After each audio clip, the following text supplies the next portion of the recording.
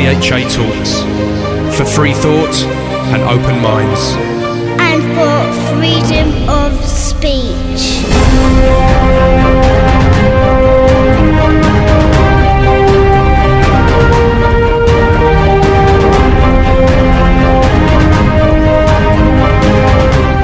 Hello, I'm Paul Obitelli and welcome to another edition of THA Talks, the alternative podcast show from the UK. Our talks include news, conspiracies, spirituality, the occult, science, history, art, philosophy, religion and much more.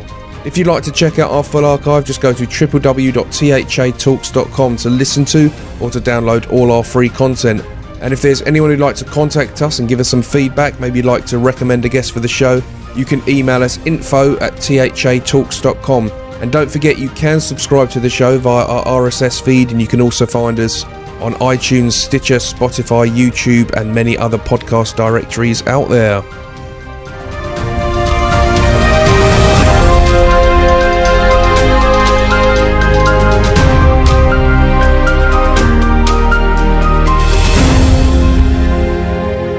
Hello everyone, thanks for joining me again here on THA Talks.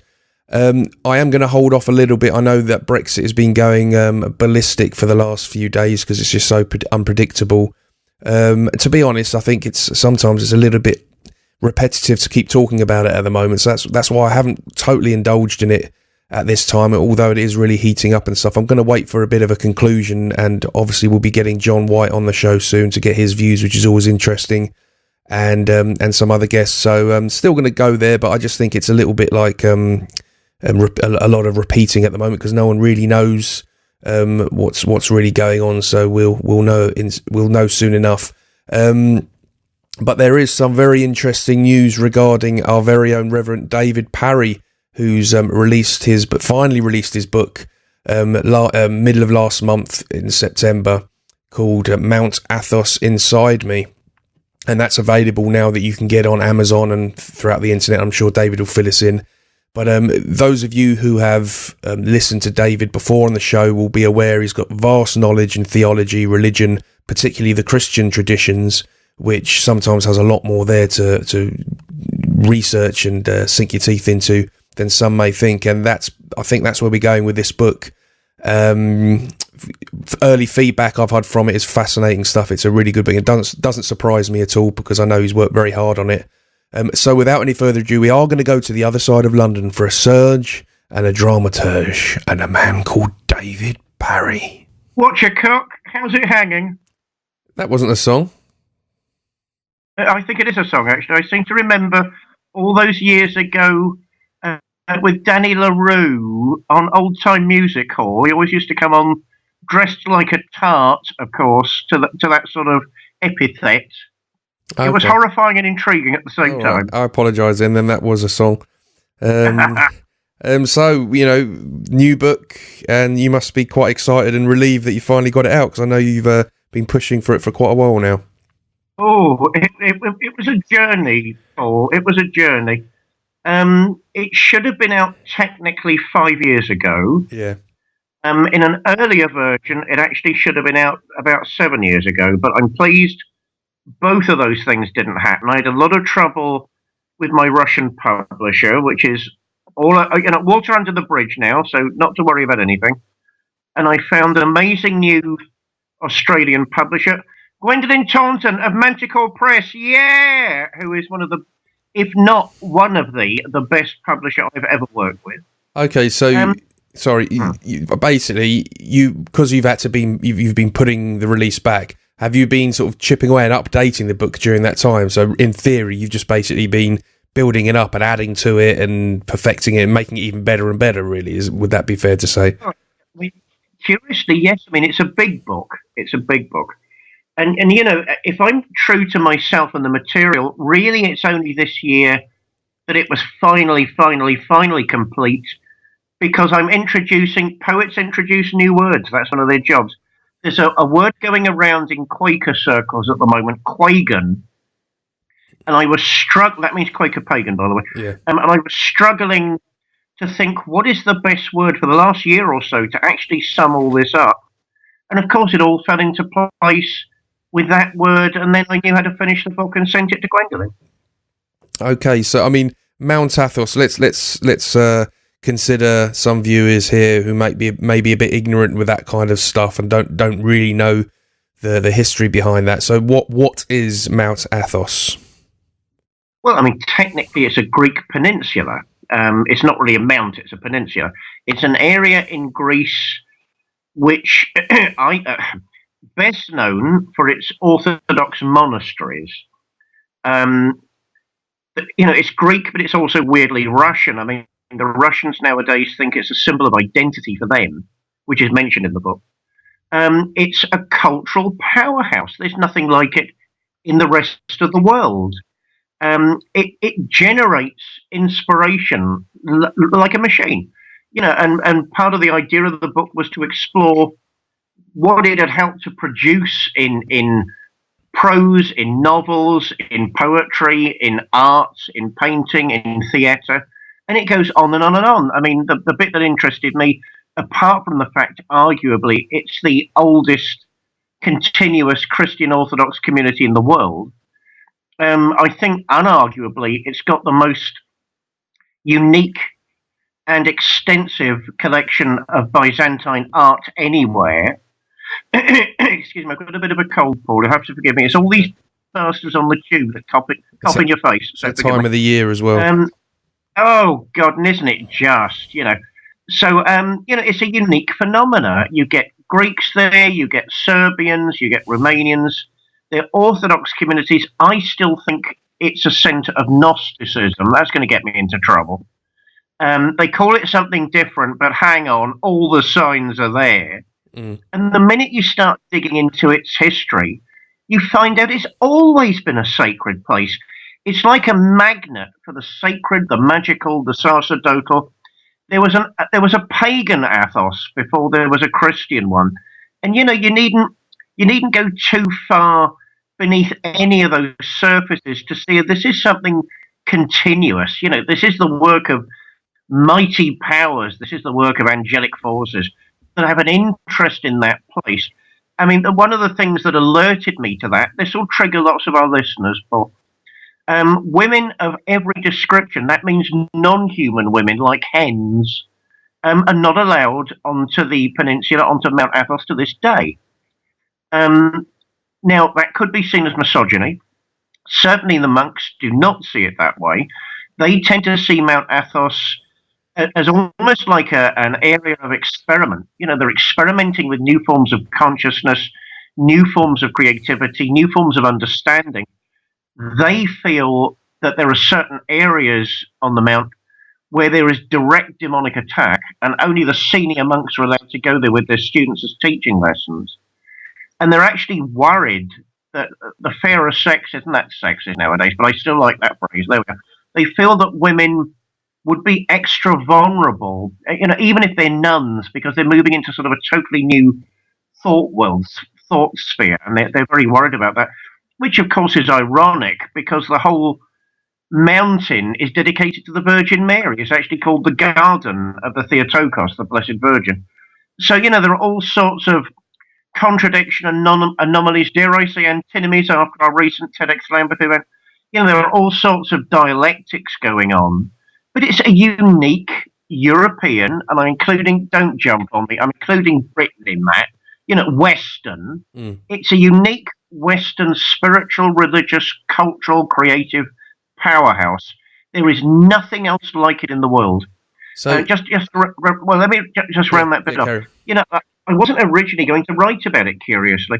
Thanks to our mutual friend Vladimir Wiedemann, I got invited a couple of years ago to 3 quite high-powered conferences, the Dialogue Between Civilizations World Public Forum, and I attended 3 of the round tables on Mount Athos.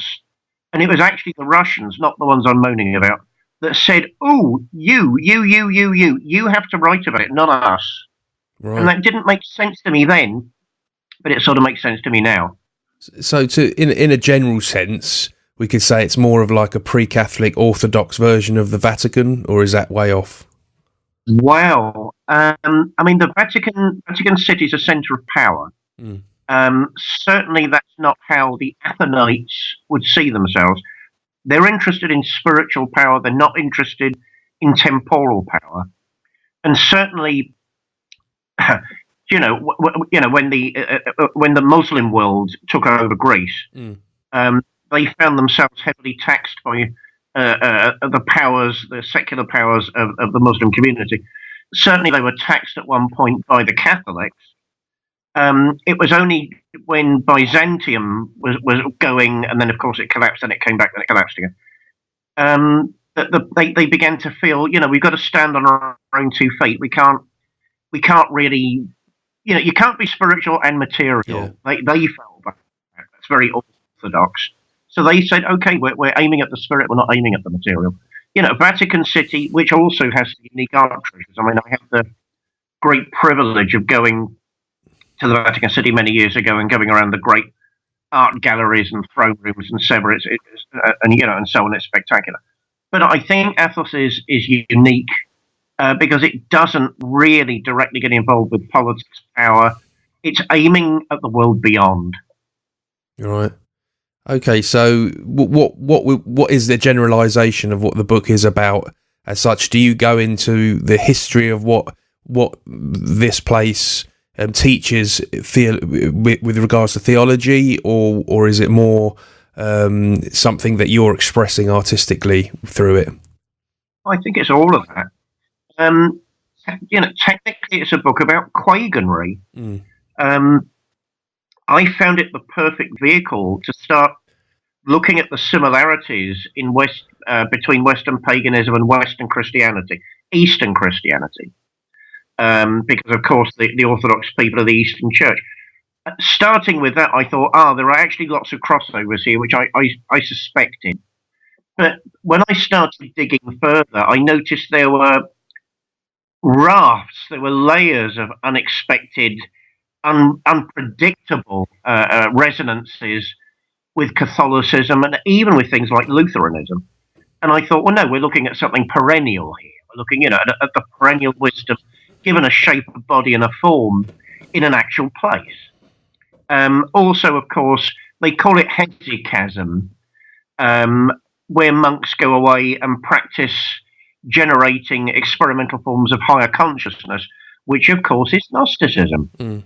And there was a big row. Periodically, a big row breaks out about is that Gnosticism or not? And if it is, it's terrible. Well, actually, if it is for everyone, it's not terrible. For me, it is, and it's not terrible. It's fascinating. And there's a continuous tradition there. It's never had its throat cut like in other parts of the world. So I wanted to look at the history of the novel. I wanted to look at the history of art. I wanted to look at the history of poetry. There's a section, because it's a group of essays, on the place itself, which I called the enigma of Athos. The fact it's so difficult to get to in this day and age. The fact it's not developed at all. And it rounds off with a trajectory. Where is all this going? And what do we lose if we don't preserve it? Which I fear will be a titanic loss to Western culture if we're not careful. We all have our disagreements, and we all have our separate views about where Western culture is going and what it should be doing. But most of us tend to forget there's an underpinning there. There's a web. There's an overall table from which all these discussions come from which they originate. If we throw away the table, if we throw away the connecting web between, underneath it all, then the game is lost. Yeah. So one of my ideas, so you've got a diehard libertarian, which I am talking about Russian identity politics in the book. Yeah. The sort of thing I never dreamt I'd do. But you begin to think, that's actually really interesting. I can see what they're doing, and I can see what they're saying, and I can see why they're saying it. So, for me, the whole book was a journey. It was a discovery. I had lots of my own prejudices challenged. I learned to respect a lot of opinions that I basically wouldn't have given the time of day to before.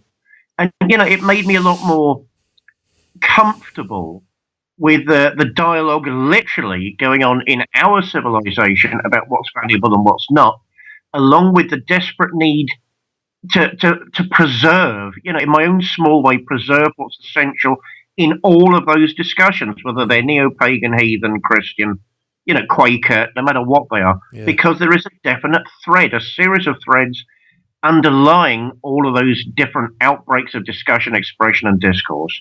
Does that answer that? God, that was rambly, wasn't it? Yeah, no, it's very interesting. And I mean, when you said about, when you implied about the basically that the whole of Western culture needs to defend itself, because I think what happens is I speak to some various heathens out there, and they have this hatred towards Christianity. I never really understand that, because firstly, whether they were Christian or pagan or not, they were still our ancestors, and if you support the ancestral religion, then you can't discount the Christians as your ancestors. They were your ancestors. They may have made a wrong choice in your eyes, but they're still your ancestors, so you're still a part of that cultural change and stuff. And I think they need to look at a bigger picture of, at the moment, we're facing a big attack on Western culture as a whole, be it Christian, be it pagan.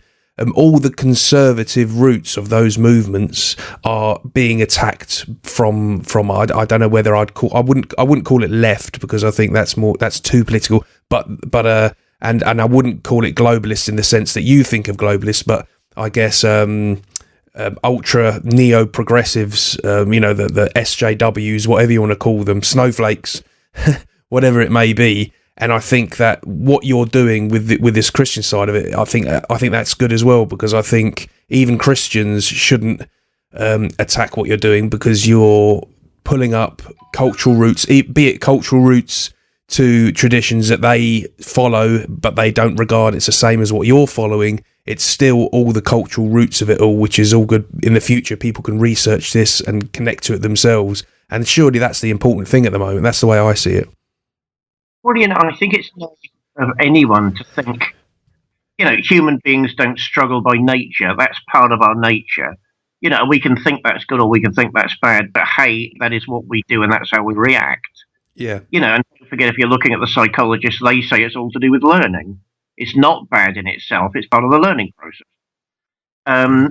It's naive to think cultures don't struggle as well as individuals. It's naive to think there aren't, everyone around us is a baddie and we're goodies. It's naive to think we're all baddies and they're all goody. It's naive. It's a complex picture. I find myself currently in a very strange position. The pagans are ignoring me and the Quakers are ignoring me. I find that very strange. I'm not sure why yet. But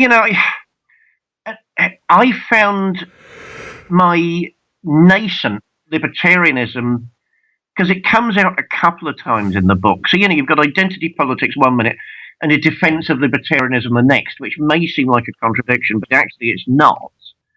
You end up thinking and seeing, well, the values I respect do have a root. They don't just float around in the atmosphere. And there are people out there are people within my own series and nexus of cultures, and there are people outside my series and nexus of cultures that want those values destroyed for their own reasons, for their own ends, and no, at the very, very, very, very, very least, this has to be honestly put on the table and discussed. We can't pretend that evil Whitey is the source of all the world's woes. To my mind, we can't do that. To my mind, we can't say, there was I think I posted on Facebook, there was an anti-racist rally at one of the universities soon. I won't mention where because I meant to be speaking there before long. And so they banned white people from it. Can't you see the contradiction there? Two wrongs don't make a right. Please go to Sunday school. Well, I think the main issue really at the moment is, like what you say, you have to be diplomatic and understand there's good and bad people in all walks of life. And when we're seeing these issues with mass immigration, and there's issues like with the grooming gangs, ultimately bad people do things when people let them do them. So for some reason there's a certain power within the West that's allowing these groups to do what they want to do. Bad people in all walks of life will do things when they can get away with it, and that's what's happening and stuff. And I think we've got to be diplomatic and look at the bigger picture of what this is all about. But the main problem, I think, with the West at the moment and Western nations, like whether it be it Britain, France, Germany, even America and others, is this this identity crisis where they don't even value having an identity anymore. You know, it's not about being obsessive about it. It's just a natural instinct which doesn't seem to be there with us. And it's that old saying, you know, if bullies will bully people they can bully, you know, and it's like, if you don't stand up for yourself, it's no one else is going to, you know, that's natural. No one's going to suddenly become you and defend you. You know, you've got to do it yourself. And that's where I think where it stems from. And I think the work that you're doing, whether it's ideologically matched with people on the far right or the far left or whoever, or whatever religion, it's Western culture that you're bringing up to the roots and whatever, you know, and that's the important thing. And I think that's what we really need to be defending, club together and say, look, defend Western culture. That's my view anyway. Well, look, Paul, you rather scored a bullseye there. I mean, you know, I am a globalist, but I'm not this type of globalist, as you know. Yeah. You know, what I see is a group of rich kids ganging up on a group of poor kids and trying to take over the block. So I don't see globalization in any real form taking shape. I just don't. You know, when I went to the Dialogue Between Civilizations conferences, I mean, they're very high-powered. You know, I remember one of the conferences in Salzburg, we all went to supper in a castle, for God's sake, you know. And I was talking to one of the assistants to the Deputy General of the UN. And, you know, and saying, you know, God, it's interesting that you're here. Are you Orthodox? And, you know, there were all sorts of people there.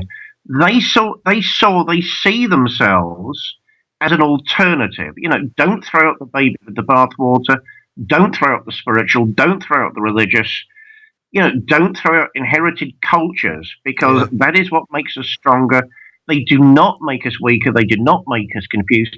Certainly some of the recent ideological developments, which actually are quite understandable if you look at it all, you know, like postmodernism. And I mentioned that at TEDx a bit. You know, they're the people that go around saying, forget the past, forget everything where we've come from, let's start afresh. Well, no. Even that thought, even that insight, even that intuition has a history. Yeah. To deny that means you've lost the value within that thought.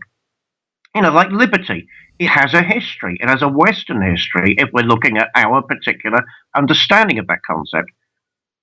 So when I was talking to some very high-powered statesmen, academics from all sorts of universities, the legendary University of Moscow, American universities, when I was talking to the monks, when I was talking to some of the journalists, there was one common denominator, some of the publishers, you know, there was one common denominator, that there were good things in Western civilization. They are under threat, they are under attack, and they need to be preserved. Why do we have to throw out the baby with the bathwater? Why can't we preserve what's good and best and what grows naturally out of our own psyche? You know, I mean, one of the ideas that constantly gets me into trouble nowadays is I do believe in things like folk souls. I don't know what that means, you know, but I do know Carl Jung isn't exactly talking out of his proverbial.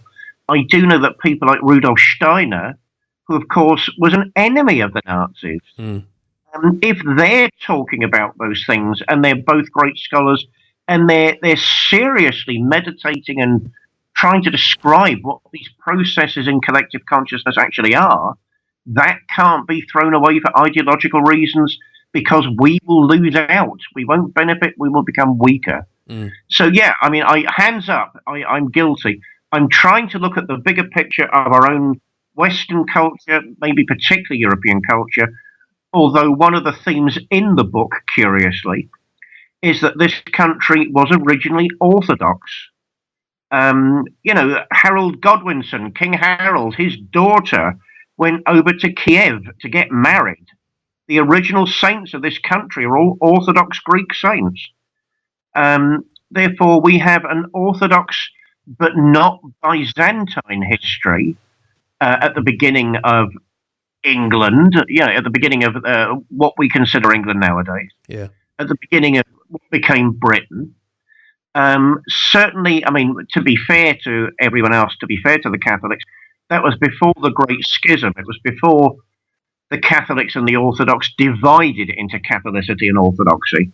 You know, before there was a division between the church in the West, which became Catholic, and a church in the East, which became Orthodox. Right. So it was before all that. But I mean, one of the points I make sure that I'm trying to stress in the book is that if Orthodox people look at that stage of our religious history, they will actually see something very recognizable, perhaps more recognizable than what became Catholicism. That, for me, it starts taking over Western religious expression, and that's okay. That's a part of history. That's historical development. There are psychological, social, cultural processes at work. But if you go back to the beginning, the origin of Christianity in this country, it has a decidedly Orthodox flavor, which is one of the things that made my initial publishers very uneasy. But I thought it needed to be said because that makes the whole thing slightly different. I mean, also one of the themes running through the book is our ancestral faith. For me, it's actually the same thing. It's taken different forms and it's taken different god names.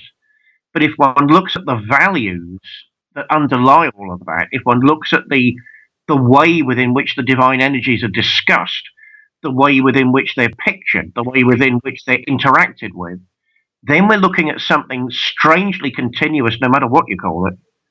And of course, that bodes extremely positively for the recovery of our cultural strength and its renewal. Mm. Yeah, I mean, it was interesting when you mentioned about globalism and how you kind of support it, but not currently the state of it's in now. I think that's an interesting point because I think generally, if you look at humanity, it started off with cavemen and small families, and then hunter gatherers, and then we had agriculture and formed sort of little places, and that they became towns, and then this and that, and then we had nations, and then we had empires. So if you were to look at globalism as a next step, it's kind of makes sense and it's inevitable in regards to human evolution and the direction we've gone in. I think where the problem is it's being driven by an agenda that's got nothing to do with progression. Although they call themselves progressives, it's not really progression. It's basically just to suit certain groups. And what we're seeing, what it should be doing is it should be that we've arrived at a level where everyone's content, and that's the only inevitable direction we can go in. There shouldn't be anyone suffering as a result of the agenda of globalism. It should actually be a good thing, a place that we all want to push and go, because that's the only place we can go. Whereas at the moment, I don't think that's really what we're seeing. So I think that's the difference of what we're talking about, and what maybe, I mean, I don't want to speak for you, but maybe where you're going is it should be happening.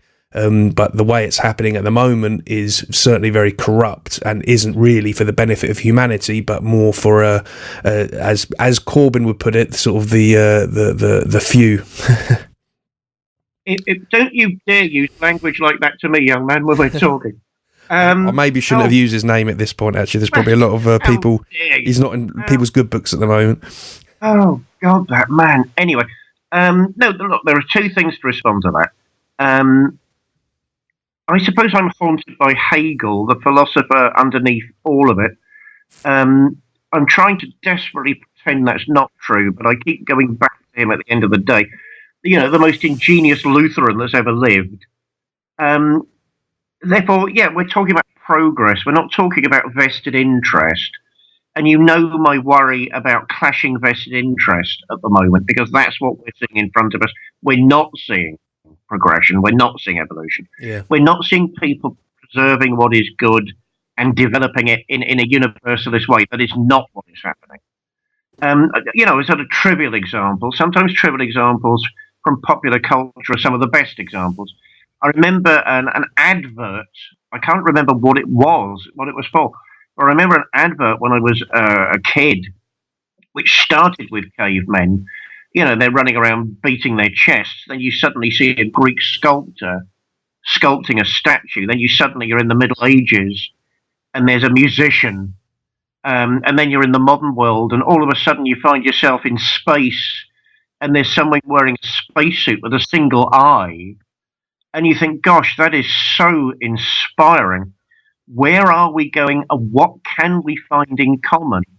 But Paul, that is not, we discussed it, that is not the vision that we're being presented with. Yeah. We're being presented with a ruthless reduction to a sort of neo-medievalism where vested interests control basically everything. the rest of us are on our knees, uneducated and fighting each other because there's nothing else we can do and we can't touch them. This is not globalization. What we're looking at is a takeover and disassembling of Western culture for the evil ends of people that really don't give a shit. No, well said. I think it comes down to that saying for me, and it's a sort of thing you teach kids this, and it's still relevant to us guys, and that's to love people, you've got to learn to love yourself.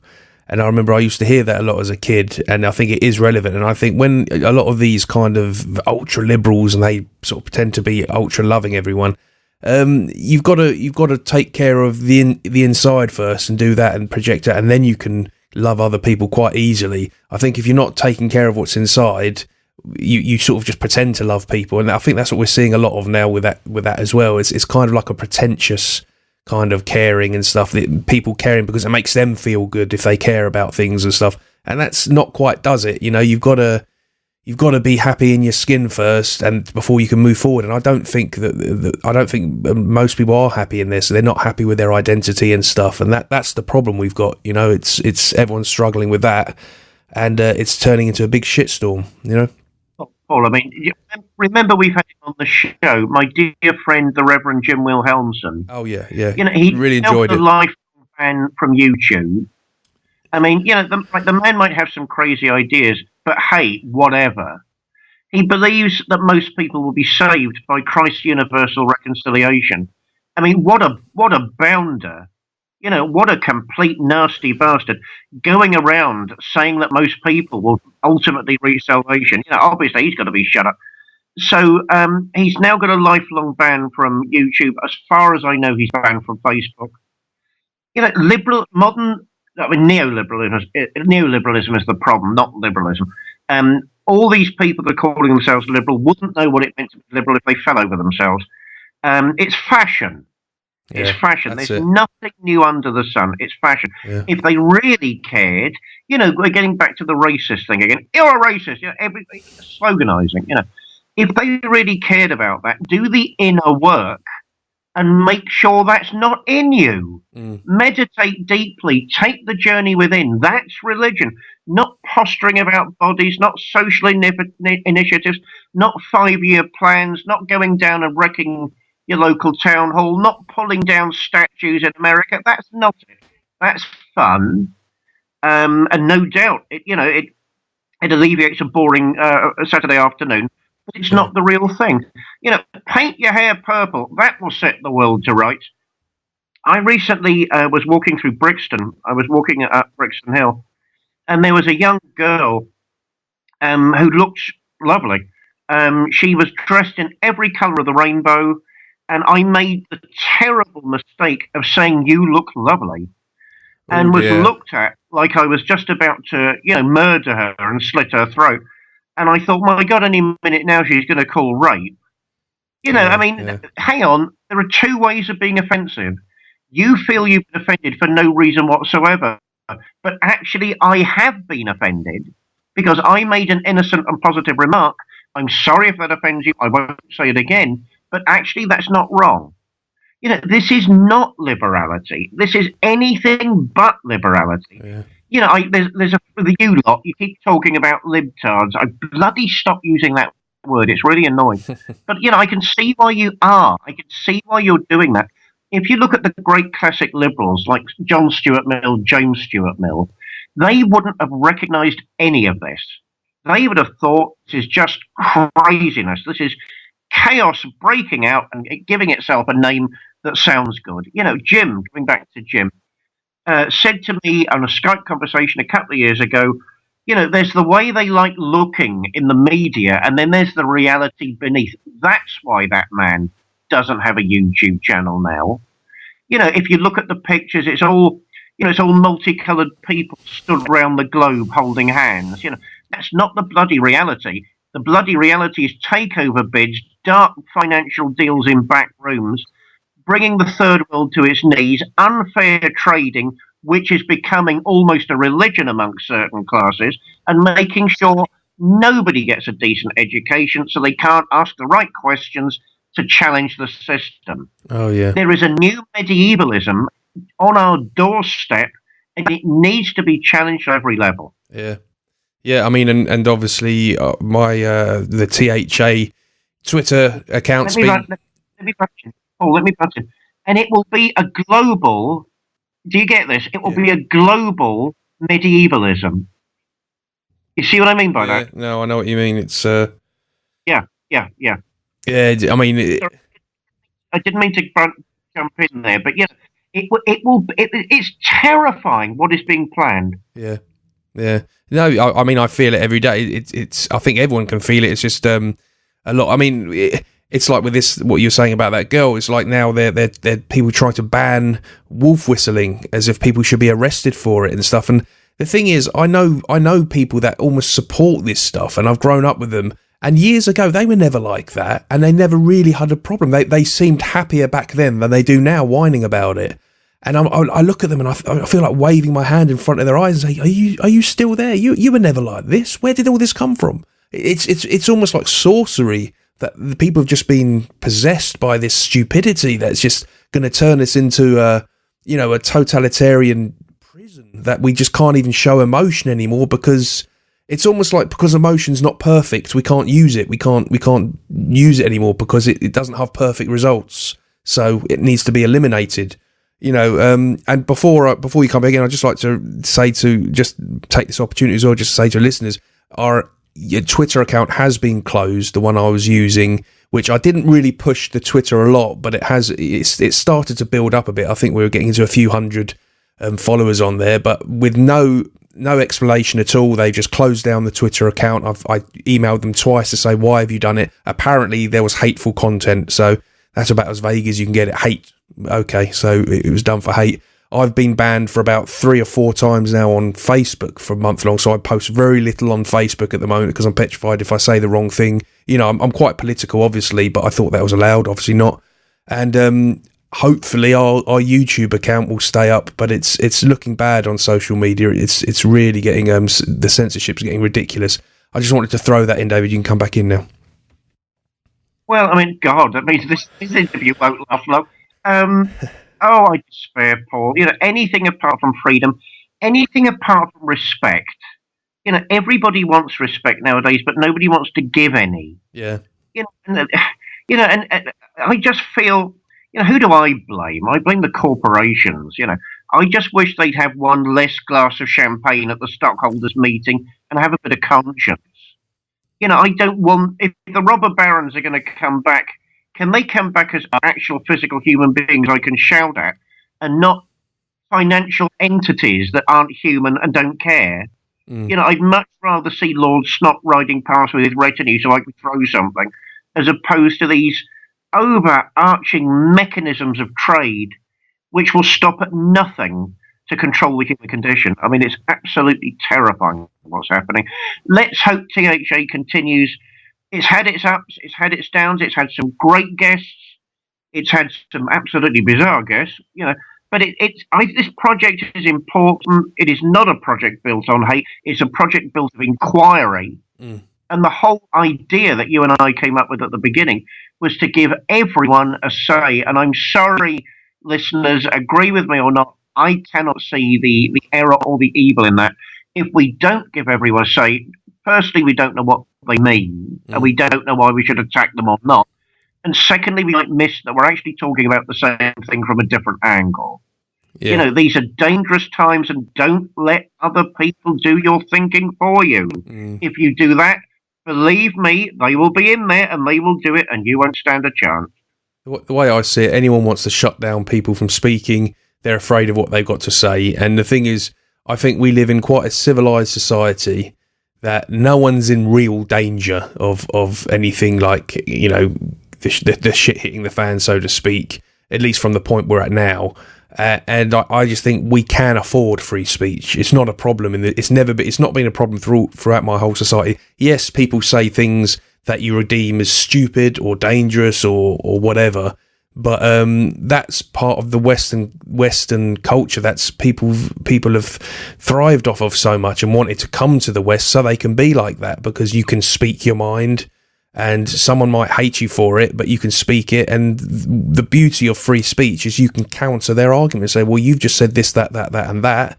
Now I'm going to say this, and this, and there you go. And then people can make their own minds up. But we're losing that now. And I guess this show, we've always been tried to be as balanced as possible and just giving a platform for people to say their thing. And, we that's what we do. And to be honest, I don't care if it offends people, because they're the ones being offensive by trying to restrict others from having their say. And we'll keep going until we're banned or whatever, and then we'll look at where we're at. Where do people go from there? Where they've got no stage to say anything. It's not going to be a healthy position, is it? It's not. I can't see it being very fruitful. Well, look, Paul. I mean, on one level, this book has taken so long to bring out. I've nearly finished my new one, which is also a discussion of those things, curiously. And also, I mean, you and I, you're one of my best friends.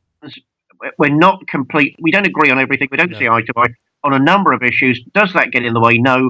I'm a free church gay libertarian. I go around hugging trees, and you have your own views and you have your own thoughts, and you're one of my best friends. Oh, absolutely. Well, we've shared hotel rooms before.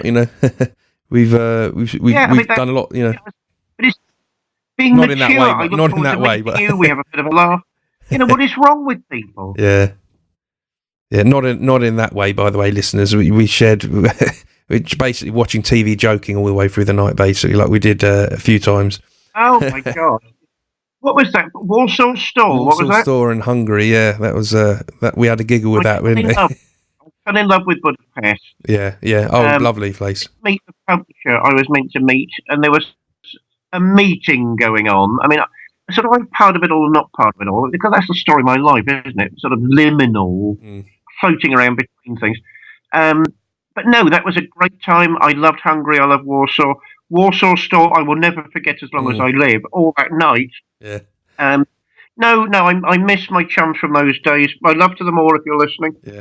But, it doesn't mean, what they mustn't think is that maybe their concerns, some of their concerns I don't agree with. But, I will discuss it with you. Yeah. Some of their concerns they are assuming the majority don't agree with. Actually, they do. So certainly the Athos book. Mount Athos Inside Me, because we're looking at an inner geography. We're looking at inner geoscapes. Unless we start doing that, we will miss what we've got in common. That's one of the themes of the book. Let's not miss what we've got in common. Let's try and discover it. And actually you were part of the inspiration for the subtitle. Essays on Religion, Swedenborg and Arts.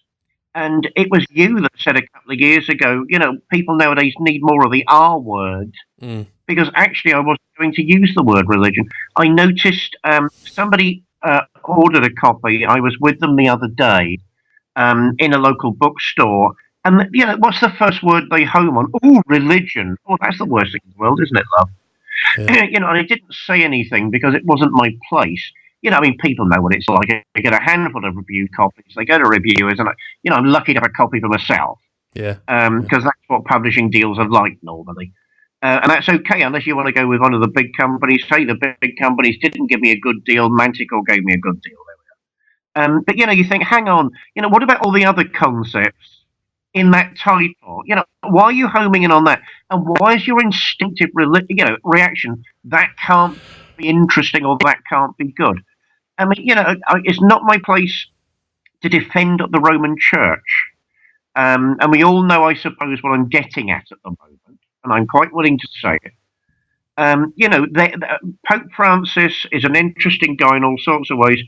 The main problem of the Roman Church is not Gnosticism. We all know what the main problem of the Roman Church is, right? Yeah. And they haven't followed their own formula.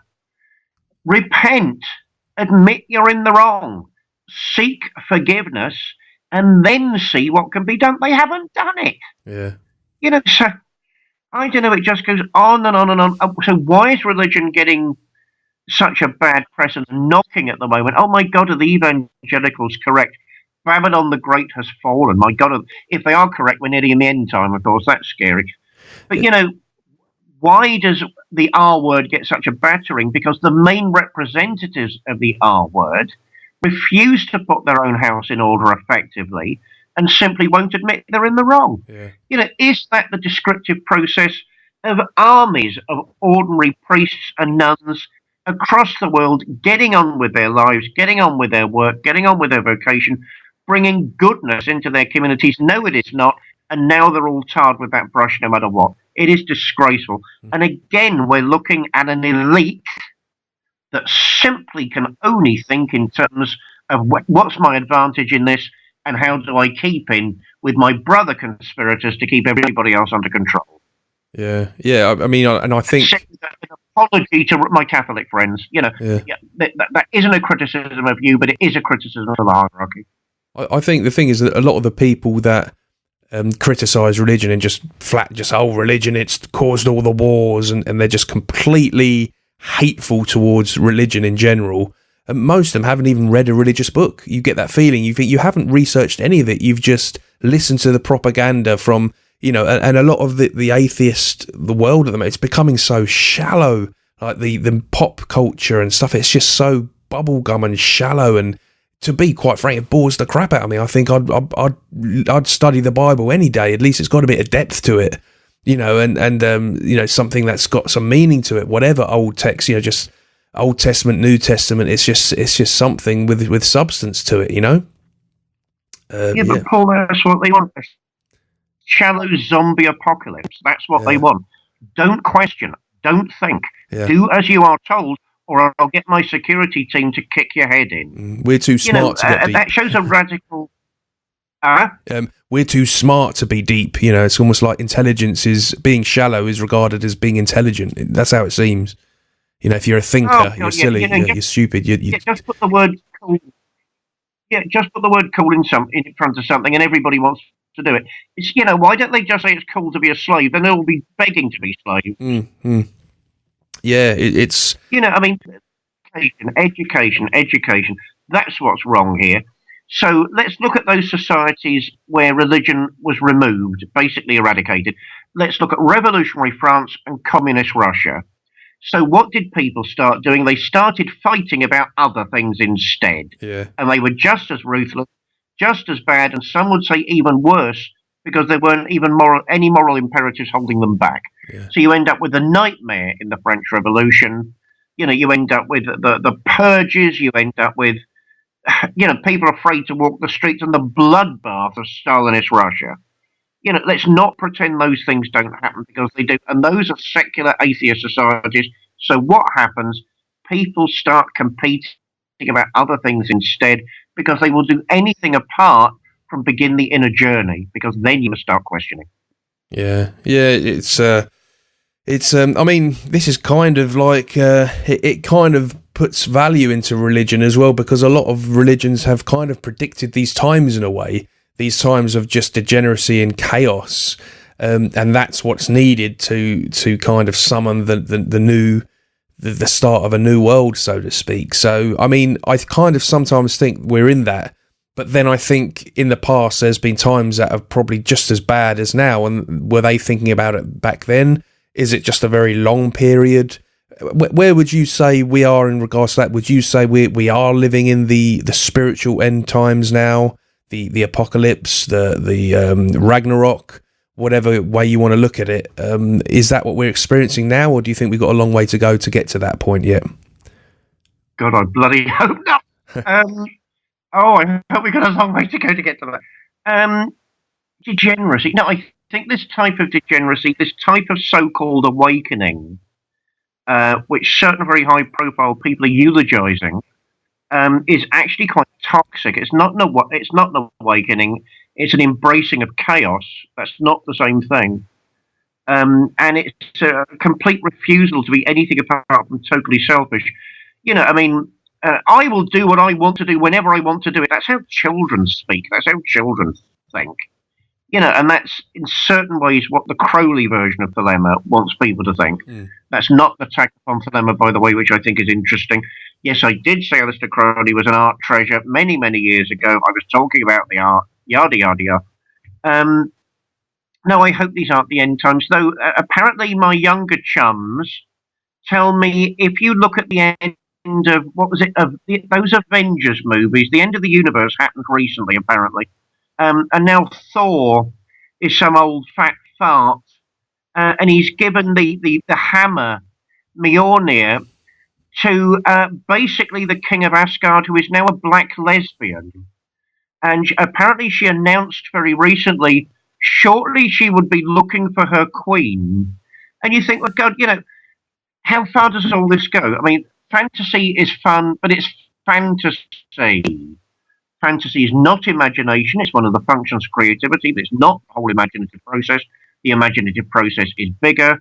What is actually happening there, a reduction yet again of education and the simple gratification of base needs. Just go home, play your Xbox, don't ask why all these people are in charge, do your work or we'll have your throat cut. Mm. Yeah. Oh dear, have I gone too far? No, it's just I'm kind of in a thinking mood. It's been a very thoughtful show, this one. Just getting me thinking. Yeah. I haven't horrified you as a heathen. I mean, do you know that really shocked me to find out the king of Asgard is now a black lesbian? And yet, why should it shock me? But it did. Yeah. Right, so we're talking about respecting people's cultures nowadays. Respect ours. Yeah, cultural appropriation. Respect the West.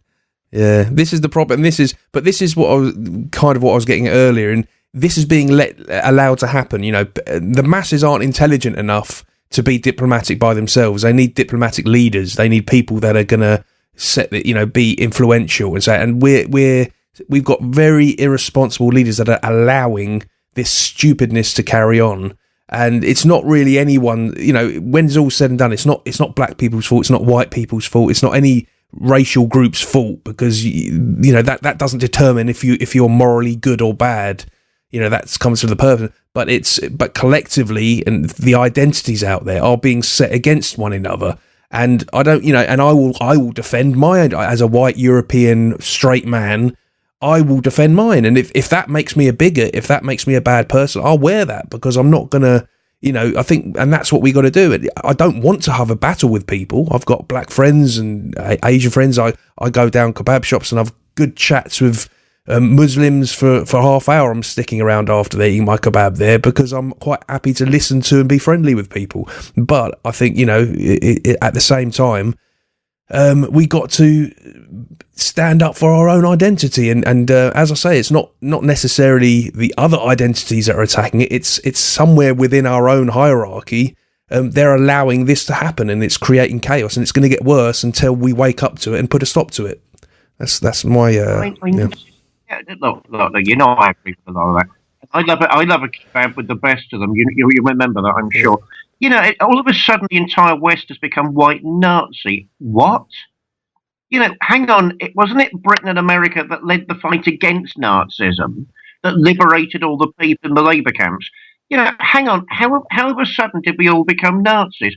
Not only is that ignorant and ahistorical, it's the sort of lie that people must stop pandering to. If I stick up for myself, that doesn't mean I'm being offensive. If someone's homophobic to me, they'd better duck for cover. But I don't want to stop them speaking their mind. I'd rather know who was thinking it than who wasn't thinking it. Yeah. The modern assumption is if it's not said, it's not thought. That is a very, very dangerous route to go down. And that's the sort of thing where bloodbaths happen if we're not careful. Well, you're no longer... hang on. It was the West that reasserted its civilization. We didn't all suddenly start goose-stepping in our jackboots. Where are these lies coming from? And they've got to be stopped. Yeah. Well, it's if everyone's a racist, if everyone's a homophobe, if everyone's a sexist, then you can't find the real ones, can you? It gives them a place to hide, Yeah. Look, you've hit the nail completely on the head with that one. It's fashion, it's cool, it's fun, and none of these so-called social justice warriors, apart from a very precious few, and I know they're there, apart from one or two that are very informed and insightful and tantamount to saintly. I'm thinking of people like John Pilger, who is a giant man. most of them are just doing it because it's cool and it's a gag, and let's get stuck in because it's a fun thing to do at the weekend. Yeah. And therefore the problem continues, it perpetuates, and nothing is any better or ever resolved. Yeah. Yeah, no, that's it's been really thoughtful show. I hope our listeners have had some food for thought as well. We are getting to that time, so where can people buy the book? What's the best? The floor is yours, David. Sell it. Well, I mean, certainly American Amazon, UK Amazon. It takes time to filter into the shops, so I don't know myself yet what the deal has been. I know who the distributors are, but I don't know the deal that's been done. Certainly, it can be ordered through any decent bookshop. It's beginning to circulate. If people want signed copies, I'll come to some sort of agreement with them. You will enjoy it. Have a good read. Have a good read. Be angry, be happy, agree with me, don't agree with me, but have a good read and be stimulated. I think you'll enjoy Mount Athos Inside Me, essays on religion, Swedenborg, and spirituality. Has it got... caught you. Ha ha! Is it on Kindle at all, or? It's on Kindle, Kindle Unlimited too. Okay, and have you got plans for an audiobook or anything like that? I do have plans for an audiobook. I'm going to talk you into helping me do that. Right, yeah. No, that's I think that's worth doing nowadays. It's if people do a lot of driving and stuff like that, they're always up for that. So, well, yeah. I mean, as I say, Paul, all this side of it's new to me. So your sage-like guidance is required. Yeah, cool. All right, well, that's we'll call that a show then, and it's been great having you back on, David. In fact, you've been on a bit more recently, which is good. I'm sure our listeners are happy to have you about, and I think basically we've probably got some interesting ones coming up regarding that. I'm not going to say it, but the big B word. I'm sure there's going to be some adventurous sways and turnings in the coming weeks. What's the big B word? The big B word, big BR word, big BRE. Oh, God. Right, let's get this on the table too. Listeners, Paul Obertelli believes in Brexit. I don't think any of them believe in anything. That's my trouble. Yeah, big O Boris, what was it, Bojo nowadays, and Corbyn, they don't believe a bloody thing. Why don't you all wake up and take power into your own hands and start living your own lives? Develop communities and give them all a damn good drubbing. Yeah. That's what I say. I think we'll save it all for another show, but I'll just say I think we need a bit of both. I think we need to play a game, play them at their own game, but also don't have too much faith in them. I think that's pretty much what they do with each other.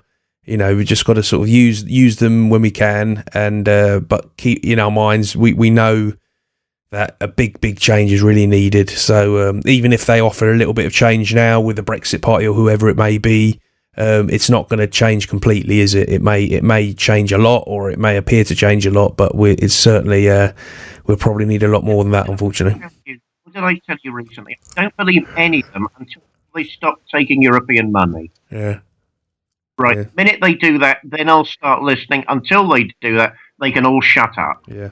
Well, we'll certainly be covering that subject over the coming weeks. John White will be on, I'm sure. Maybe we'll get one with a group of us on, and we'll all have a natter about it. And that'd be interesting. I'm sure we'll have some good discussions. All right then, David. Thanks very much. We've got to get some more shows done. We've got to get some more shows done. Definitely. Thanks for listening, everyone, and we'll be back soon. Till then, take care. Bye. Chelsea.